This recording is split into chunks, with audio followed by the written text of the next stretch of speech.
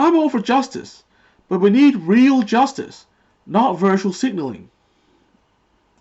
Welcome back to Skeptic TaraElla. Today I'm going to talk about a disturbing trend that has been developing in the past few years.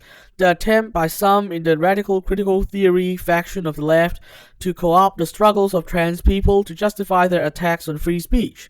Needless to say, as a trans woman who is also a big free speech advocate, I really don't enjoy being used as a political football for a cause that I'm also resolutely against.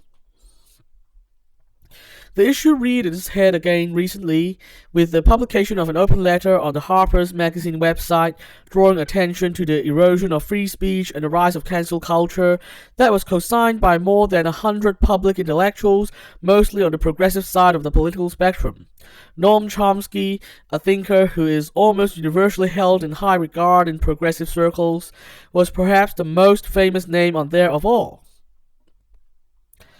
I would have thought that the statement, which supported both social justice and the need for free speech, would be generally uncontroversial, but I was wrong. Within a day of publication, there was backlash against this very simple statement in all corners of the internet. While a reasonable person probably can't find fault with the message expressed, the backlash was focused on the alleged past behavior of about a dozen or less than 10% of signatories. There were charges of racism, controversial actions, and, you guessed it, transphobia. I really don't know when transphobia became such an overused word among people who aren't even trans themselves, who don't even understand what gender dysphoria really is. I'm starting to see transphobia becoming a standard component of articles that discuss social justice issues in a superficial and virtual signaling way, often written by non-trans people who don't even have a basic understanding of what gender dysphoria actually is.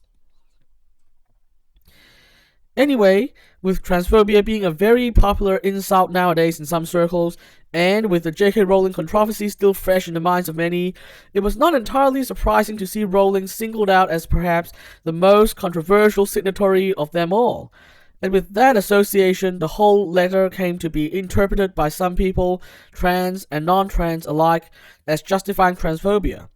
This has led to a negative reaction from parts of the trans community, which has unfortunately taken in the radical critical theory worldview entirely in recent years.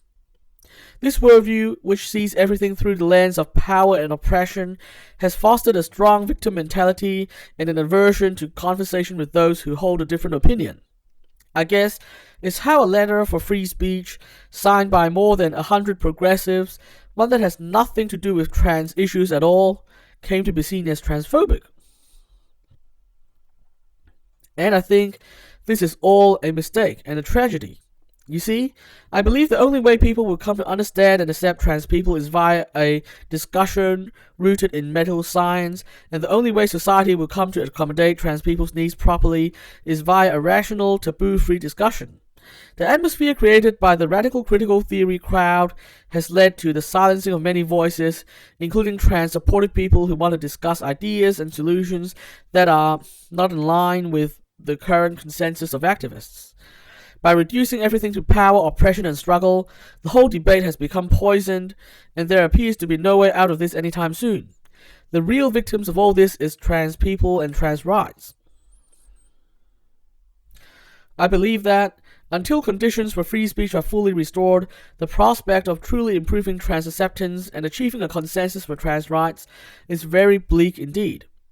As a trans person, I fully applaud the open letter in Harper's Magazine because the restoration of free speech is the only way trans acceptance and trans rights will ever be able to be advanced. That's all for today. I'll be back next time to discuss another big idea. Subscribe if you want to follow our story. And remember to resist the hive mind and stay positive. The world depends on it.